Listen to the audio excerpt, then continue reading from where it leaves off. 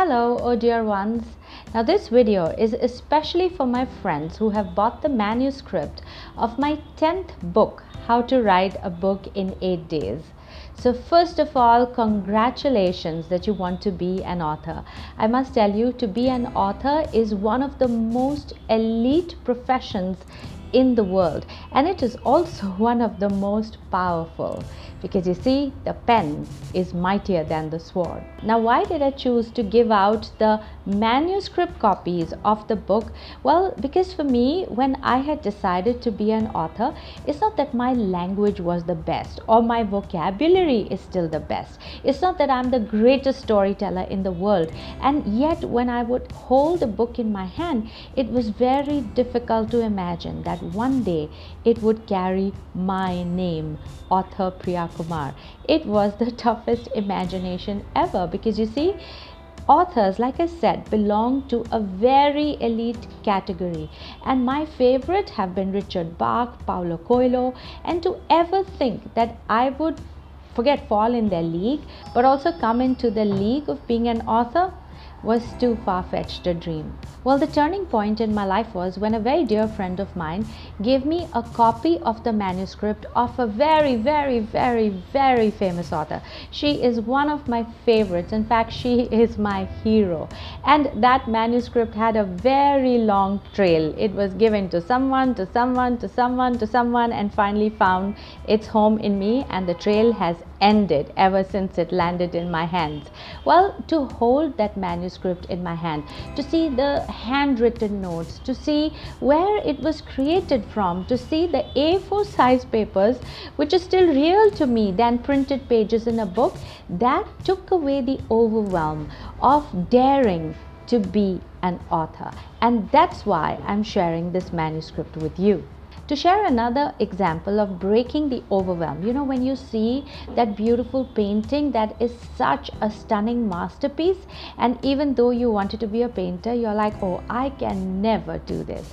And then the painter sends you some brushes, sends you a palette, and sends you the beginning few strokes that, hey, look, if you put these 10 strokes in line, and if you add these colors, and shows you right from the start how he created it, then it becomes a little more real, a blank canvas, some paint, some water, some oil mixtures, and a guide to the first 10 strokes.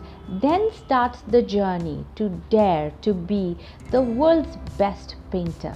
And that's what the manuscript did for me, and that's what I am sharing with you in return. And here are some things you might want to do before you get started, which is create a new email ID for yourself as an author, because you see, you will need it to send yourself notes when you have these aha moments and when you don't have a pen and you don't have a notebook.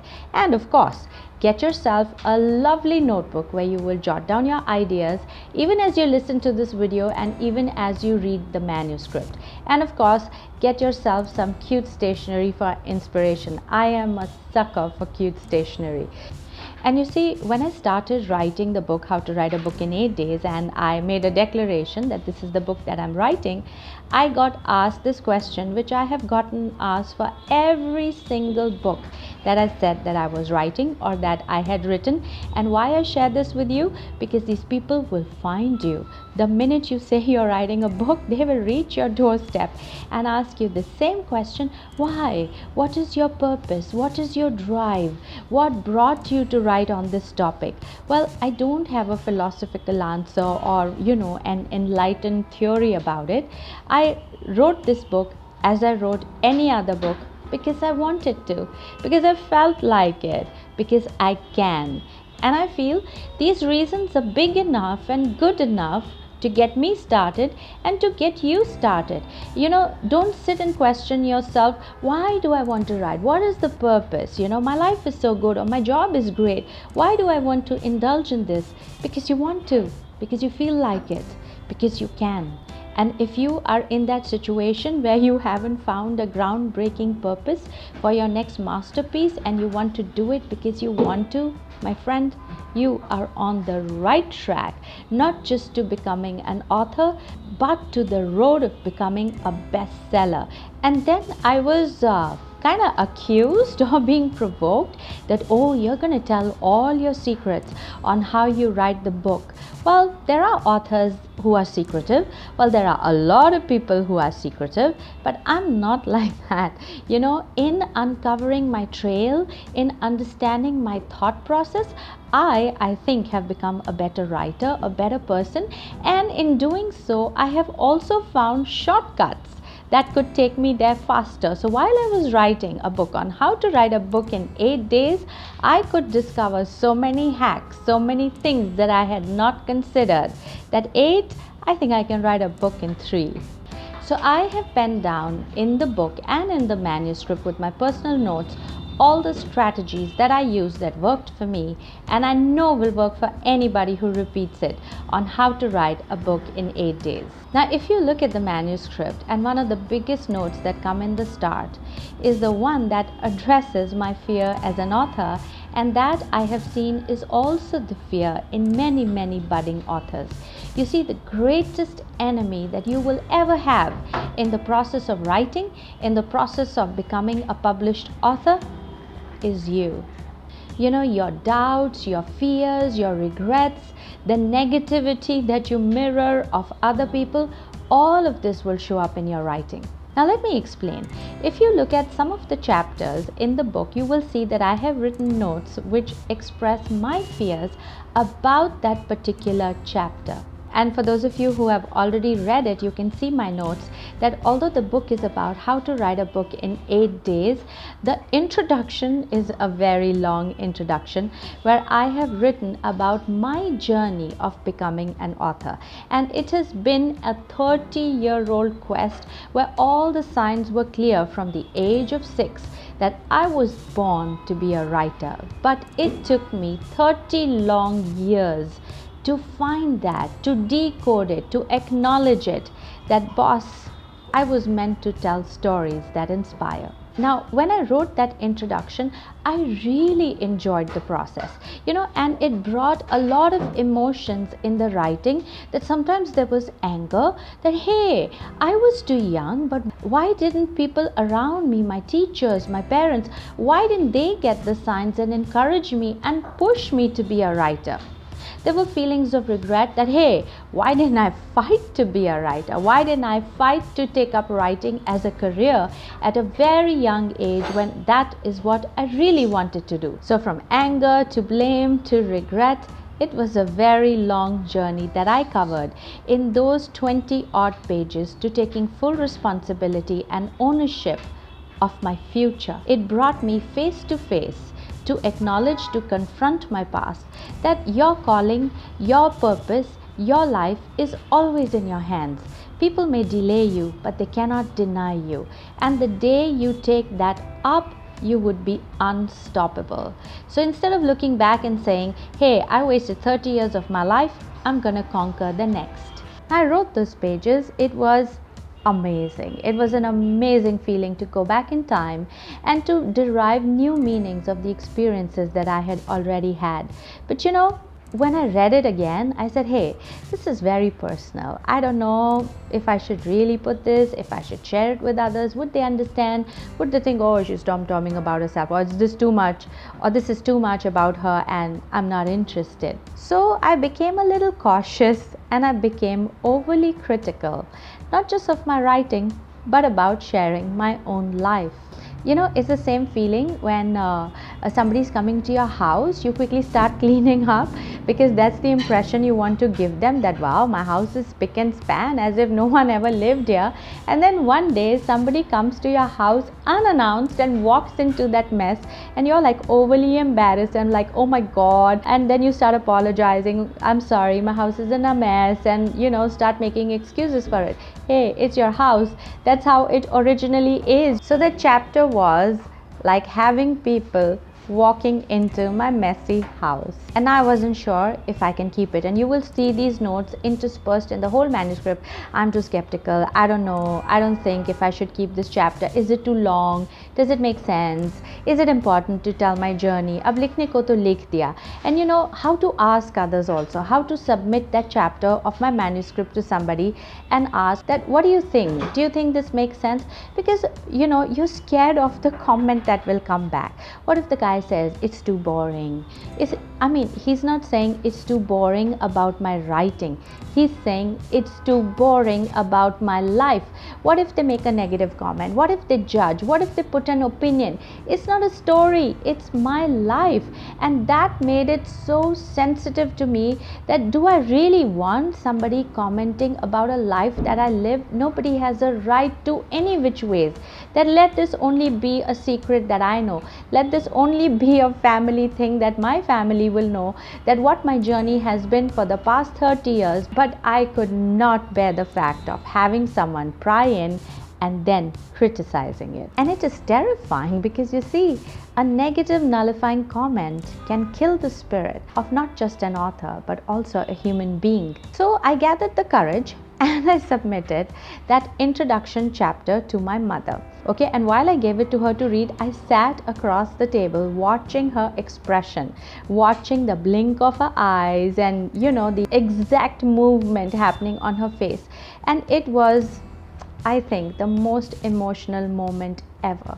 From the time that my mother started to read it, I know that she knew that I was watching her and she was controlling her tears, you know. And while she was reading, there was one moment that she just stopped and she apologized to me. She said, I know what you're saying is right. I should have encouraged you to become a writer. You were so good, my God. She validated, and I felt so bad. I felt so emotional. That was not my purpose to write that, to blame my mother or my parents or my teachers or others for not recognizing my strengths. I think I knew it already. I was just looking for validation. As an author today, I still am. As a human being, we all still are looking for people to validate in us. Hey, you're good at this, you should pursue it. Why don't you take this up? And that was a mistake that I had made then. And my mom and I had such a deep conversation after that. And it was so healing for me. It's as if that whole journey from 6 years to the person that I am today had just straightened out because I had chosen to write about it. And you know, even if this book never got published, that past of mine, that journey of mine, that untraveled journey of mine as an author, that's sorted out. And my mom said, well, it would help a lot of people to recognize their children's talents, their children's strengths, and also to take responsibility to validate in themselves that this is who I am and this is who I want to be, and not look for and seek that validation outside.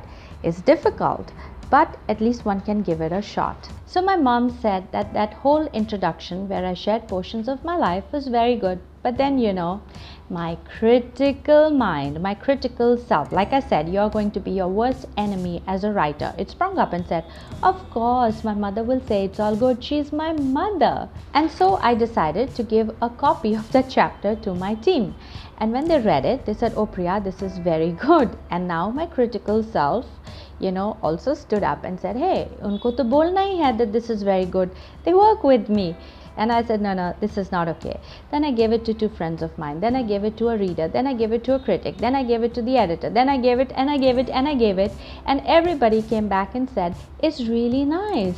And I liked this, what you wrote. It made it more personal. It added more value. And as much as people said it was great, you can see my comments written on the left-hand side of the manuscript. I'm still skeptical. I still don't know. I don't think so. I don't think anybody cares. I've been unabashed and I have left those notes there for you to read. That as a writer, we all have our own fears, apprehensions, and critical moments of writing. And sometimes that stops us. Sometimes we just leave the laptop right there and say, nobody's going to be interested, or I don't want to write about it. And how many stories and how many books have been lost to the criticism of not the reader, but the writer. Now, why have I retained that? Because that is really getting into the author's mind, to understanding the fears, to understand and to see the journey beyond them. And now that you get it, do know that there are some portions of a book that you read and you stop and you say, oh my God, that was so beautiful. And that piece perhaps formed the turning point of your life. Know that, dear reader, know that, dear author, that portion could have been so painful for the author to write that he or she is still hurting about it. So, oh dear one, don't be scared to write. Sometimes we will write our own story and sometimes we will cover it up as fiction. Either way, it will be a big victory for you as a person, where you will get a better vision and a bigger version of the story that you own and that you have grown from. And if you are writing in the genre of non-fiction, don't be afraid that with the philosophies, opinions and viewpoints that you write, add your own life's examples to make it relatable, to make it ownable, for that's what it takes to make it a bestseller. Now, in the next video, I'm going to share the tricks and hacks and the preparations that you need to take yourself from aspiring to be a writer to becoming a published author. So keep your notebook handy, keep your email ID handy, and write every idea that pops into your head. Like I said, an idea never repeats itself. It only goes to the next author. So next time you read the masterpiece by J.K. Rowling, you could just jump and say, hey, I had that idea. Too bad it reached her because you didn't pen it down. And do write to me if you have any specific questions that you want me to answer. If you have doubts or you need clarifications, I'd be very, very happy to answer. So until next time, I will put the part 2 of the video shortly.